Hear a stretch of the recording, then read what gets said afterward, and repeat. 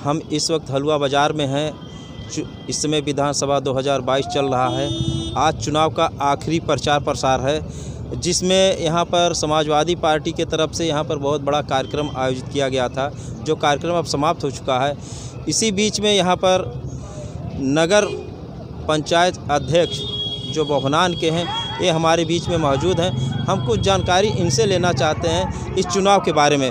Sir, आपका हमारे channel में स्वागत है। सर, धन्यवाद। सर, हम आपसे जानकारी लेना चाहते हैं। 2022 विधानसभा चुनाव चल रहा है, बस आज आखिरी मौका चुनाव प्रचार का, तो क्या संदेश देना चाहते हैं इस चुनाव के माध्यम से? देखिए, आम जनमानस में एक चर्चा है कि पश्चिम से जो हवा चली समाजवादी पार्टी के पक्ष में, कल आपने देखा होगा कि बस्ती में जो रैली हुई है, कार्यकर्ता सम्मेलन हुआ है, राष्ट्रीय अध्यक्ष जी माननीय अखिलेश यादव जी आए थे उसमें, कि अपार जनसमूह एकदम जन सैलाब उमड़ पड़ा था।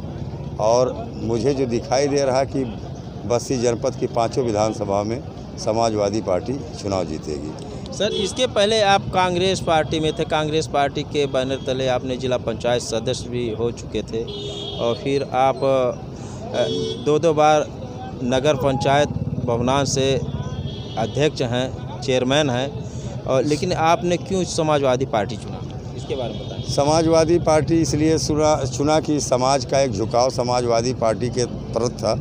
आदरणीय राष्ट्रीय अध्यक्ष माननीय अखिलेश यादव जी की तरफ आम जनमानस में एक झुकाव था, देख रहे थे। और मैं रुधौली विधानसभा से पिछला विधानसभा का चुनाव भी लड़ चुका हूँ 2017 में। अब ये था कि समाजवादी का जनमानस में को है, उनके नीतियों से प्रभावित मैं हुआ राष्ट्रीय अध्यक्ष जी के, तो मैंने समाजवादी पार्टी इसी अक्टूबर में ज्वाइन कर लिया था। किन्हीं परिस्थिति बस हो सकता है कि उन्होंने जो निर्णय लिया उनके दिमाग में कुछ हमारे लिए दूसरा हो रहा हो, कि हमसे बेहतर कैंडिडेट हैं, जो भी रहा हो, वो तो भाई राष्ट्रीय नेतृत्व का विषय है कि उन्होंने जो निर्णय लिया।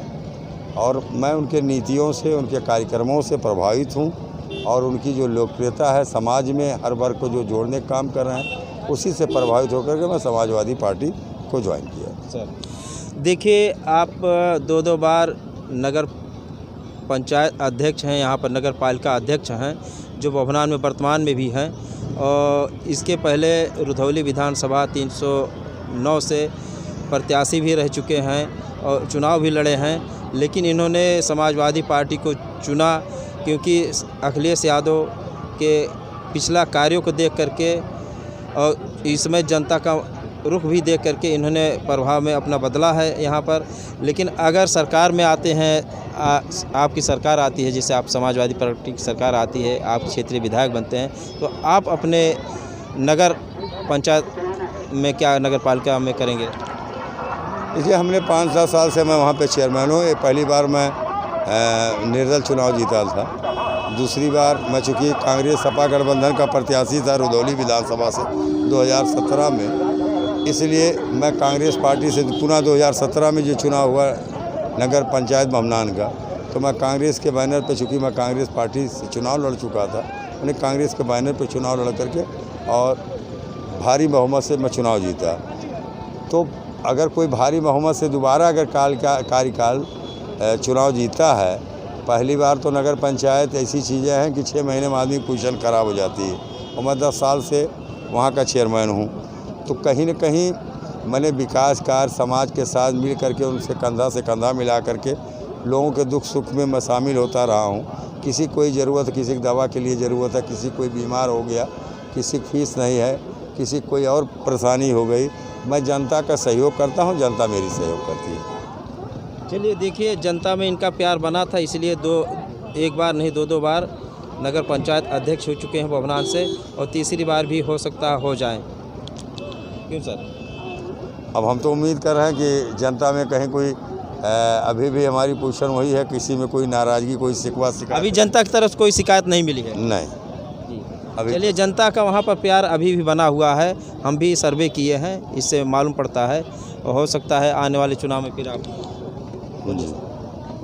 जी निश्चित जनता का समर्थन, पूर्ण समर्थन मिलेगा भारी बहुमत से।